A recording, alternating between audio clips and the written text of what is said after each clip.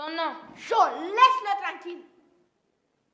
Comme tu n'as pas de nom, on va t'appeler Macaque. En 2008, chaque soir, des milliers de familles au Burkina Faso et à travers l'Afrique retenaient leur souffle devant leurs écrans. Un lycée chic de Ouagadougou, des élèves brillants, des parents ambitieux, des rivalités, des leçons de vie. L'As du lycée n'était pas qu'une simple série, c'était un phénomène. Ismaël le génie, Fanny la douce, Joe l'arrogante au grand cœur, Clémence la redoutable, Kouka le père courageux. Ces personnages ont bercé notre adolescence et marqué toute une génération. 18 ans plus tard, que sont devenus ces visages qui ont illuminé nos écrans? Entre succès éclatants, épreuves bouleversantes et reconversions inattendues, leur parcours raconte bien plus qu'une carrière. Ils racontent la vraie vie. Installez-vous confortablement, car ce reportage exclusif va réveiller des souvenirs et vous surprendre. David Zouli Ouedraogo reste pour beaucoup le papa emblématique de la série. Celui qui jouait Kouka, le père courageux et travailleur d'Ismaël, gardien dévoué chez Pascal, a continué une belle carrière au théâtre et à la télévision burkinabé. En 2026, à plus de 55 ans, il tourne encore régulièrement dans des séries web et des pièces de théâtre forum. Il est devenu un vrai mentor pour les jeunes comédiens. Il vit paisiblement à Ouagadougou avec sa famille et donne des ateliers dans les quartiers populaires. Kouka m'a appris à être droit et honnête, dit-il souvent en souriant. Aujourd'hui, je transmets ça aux jeunes. Il reste très proche d'Hervé Gouen et il se voit régulièrement pour discuter du bon vieux temps. Siaka Ira, l'inoubliable vigile rigolo et loyal du lycée, a poursuivi sa passion pour le jeu après l'As du lycée. Il a participé à plusieurs productions burkinabées et ouest-africaines, notamment dans la série populaire Un président au maquis où il a tenu un rôle remarqué, ainsi que dans bien d'autres films et téléfilms. Son humour et son charisme ont continué de séduire le public. En 2026, il s'est installé en Europe, principalement en France. Il vit aujourd'hui entre Paris et Ouagadougou, où il continue de travailler dans des projets artistiques au sein de la diaspora africaine. Toujours avec le même esprit comique, il poste parfois des vidéos sur Facebook en disant en riant « Moi, je veille toujours », mais cette fois-ci sur la scène européenne. Les fans l'adorent et il participe volontiers aux apparitions nostalgiques quand l'occasion se présente. Barthélemy Bouda, le proviseur sévère mais juste qui faisait trembler tout le lycée, est aujourd'hui à la retraite. À plus de 65 ans, en 2026, il reste une figure respectée du théâtre burkinabé. Il donne encore des masterclass aux jeunes acteurs et intervient comme consultant dans des écoles. Il a écrit un petit livre de souvenirs en 2024 intitulé « Le proviseur se souvient ». Il participe régulièrement à des émissions de télévision et dit avec fierté « J'ai joué le rôle d'un proviseur. Aujourd'hui, je continue d'éduquer à ma manière. » Fatima Jolita Ouedraogo a su transformer son rôle de Nosiande, la domestique maligne et attachante de Clémence, en véritable tremplin. Après l'As du lycée, elle a joué dans la série Sage Homme. En 2026, elle s'est installée en France, où elle occupe le poste de conseillère de transaction dans une agence immobilière, et elle est également auto-entrepreneur dans la lingerie. Pas mariée, mais maman d'une fille, elle mène une vie épanouie entre Paris et ses différents projets, tout en gardant un lien nostalgique avec ses racines burkinabé. Madina Ouedraogo, alias Patricia, la fidèle camarade du groupe, a continué un peu le cinéma après l'As du lycée. Elle a joué le rôle de Nafi dans le film Moussa Petit Sergent. Aujourd'hui, en 2026, elle gère une boutique de vêtements à Ouagadougou. Elle mène une vie équilibrée et discrète tout en restant très attachée à la série. Jean-Yves Taoko, le célèbre Pascal, père de Fanny. Homme d'affaires influent dans la série, parfois dur mais profondément protecteur envers sa fille, il a marqué les téléspectateurs par son autorité et son charisme.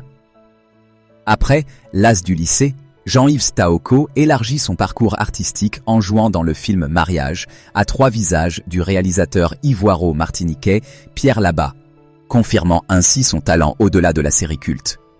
Mais sa trajectoire ne s'arrête pas au cinéma. Engagé dans la vie publique, il avait été élu en 2006 deuxième adjoint au maire de la commune rurale de Leye, avant d'être élu maire de la commune de Leye en 2010. Un parcours impressionnant qui prouve que son leadership ne se limitait pas à la fiction, mais s'est aussi exprimé dans la gestion de sa commune. Pauline Tapsoba, Nopoko, la mère d'Ismaël. Dans la vraie vie, elle est la grand-mère Joe. Femme forte, courageuse et véritable pilier du foyer, elle incarnait la sagesse et la résilience face aux épreuves.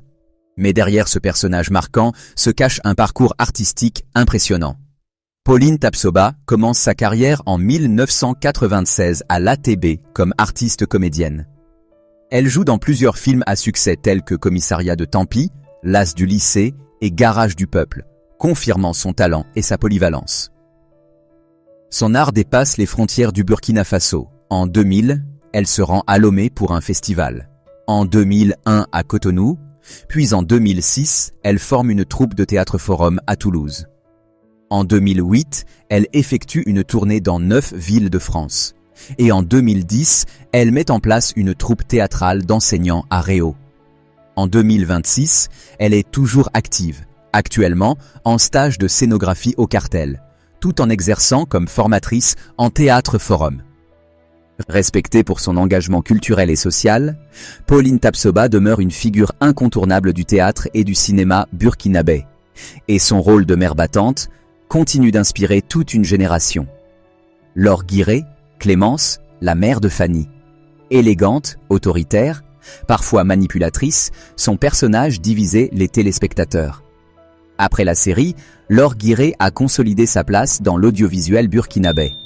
En 2026, elle reste active dans le cinéma et participe à des événements culturels. Son charisme naturel lui permet de décrocher des rôles de femmes de pouvoir dans plusieurs productions. Charlotte Zabsonré, l'inoubliable Mimi, camarade vive et attachante du groupe, a continué à faire sourire le public bien après la série. En 2026, elle mène une vie épanouie à Ouagadougou, tout en restant très active sur les réseaux sociaux où elle partage des moments de vie et des souvenirs nostalgiques avec ses fans. Elle participe régulièrement à des projets communautaires et garde un contact chaleureux avec plusieurs acteurs de la troupe originale. Toujours pleine d'énergie et de bonne humeur, Mimi reste pour le public burkinabé le symbole de la joie et de l'amitié sincère du lycée. Kenzi Bationo Joe, fils du ministre. L'histoire de Kenzi Bationo est sans doute la plus touchante et inspirante de toutes. Celui qui incarnait Joe, le fils du ministre arrogant mais attachant, a traversé une épreuve terrible. Vers 2019, un grave accident de la route entre Ouagadougou et Bobo-Dioulasso lui a laissé de profondes cicatrices sur le visage. Ce qui devait être un simple voyage s'est transformé en cauchemar. L'ancien adolescent charismatique a dû affronter le regard des autres, le cyberharcèlement, la dépression et une longue reconstruction physique et morale. Kenzi s'est tourné vers l'audiovisuel avec détermination. Il a créé son propre studio de production baptisé Resilience Films. Malgré les douleurs physiques, les opérations et les séquelles visibles sur son visage, il se bat chaque jour avec une force incroyable pour mener à bien ses projets. Il témoigne régulièrement sur les réseaux sociaux pour briser les tabous autour des handicaps visibles et de la santé mentale. Dans une vidéo virale de janvier 2026, il déclare avec émotion « La vie ne m'a pas souri, c'est vrai. Joe était arrogant et tout lui réussissait. L'accident m'a défiguré le visage mais il m'a surtout rendu plus fort et plus humble. Je me bats pour moi, pour mes enfants et pour tous ceux qui vivent avec des cicatrices. » Son studio emploie aujourd'hui une dizaine de jeunes talents et il est actuellement en plein développement d'un projet de long métrage très attendu. Kenzi est devenu une véritable source d'inspiration nationale.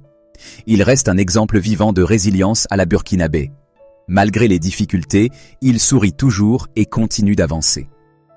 Marie-Ruth Hien, l'inoubliable Fanny, a pris une direction très personnelle après la série L'As du lycée. Peu après la fin du tournage, elle a quitté le Burkina Faso pour s'installer en Europe afin de poursuivre ses études supérieures avec un choix marqué pour le domaine de la santé.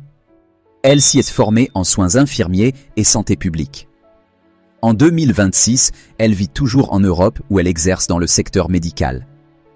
Bien qu'elle mène une vie discrète loin des projecteurs, elle a gardé jusqu'à aujourd'hui un contact régulier avec quelques acteurs de la série originale, notamment à travers des échanges et des retrouvailles virtuelles. Fanny reste pour toujours dans le cœur du public burkinabé comme le symbole de la gentillesse et de la solidarité. Hervé Gouhen reste l'acteur le plus emblématique de la série. Ismaël, le petit génie venu du quartier populaire qui a conquis tout le lycée, a grandi en vrai leader. En 2026, à la trentaine bien entamée, il est réalisateur et producteur. Il a créé sa société Ismaël Films en 2023 et réalise des documentaires et courts-métrages sur l'éducation, la réussite sociale et la jeunesse burkinabé. Très présent sur les réseaux, plus de 2 millions d'abonnés cumulés, il donne des conférences motivantes dans les lycées et universités. Marié et père de 2 enfants, il reste extrêmement proche des fans et organise régulièrement des retrouvailles avec toute la troupe. Ismaël m'a tout appris, confie-t-il. Aujourd'hui, c'est à mon tour d'être l'as de ma vie et d'aider les autres à le devenir. 18 ans après la magie de l'as du lycée, une chose est sûre. Le temps a passé, mais l'impact reste intact. Derrière chaque personnage culte se cache aujourd'hui un homme, une femme, un parcours fait de victoires, de sacrifices, de blessures et de renaissance. Certains ont conquis de nouvelles scènes, d'autres ont choisi la discrétion, et d'autres encore ont transformé la douleur en force, comme un symbole vivant de résilience africaine. Cette génération d'acteurs ne nous a pas seulement divertis, elle nous a inspirés. Leur histoire nous rappelle que la vie, comme au lycée, est faite d'épreuves, d'apprentissage et de dépassement de soi. Si cette vidéo a réveillé en vous des souvenirs, partagez-la, commentez votre personnage préféré et abonnez-vous à Écho du Continent pour ne rien manquer des histoires qui façonnent notre Afrique.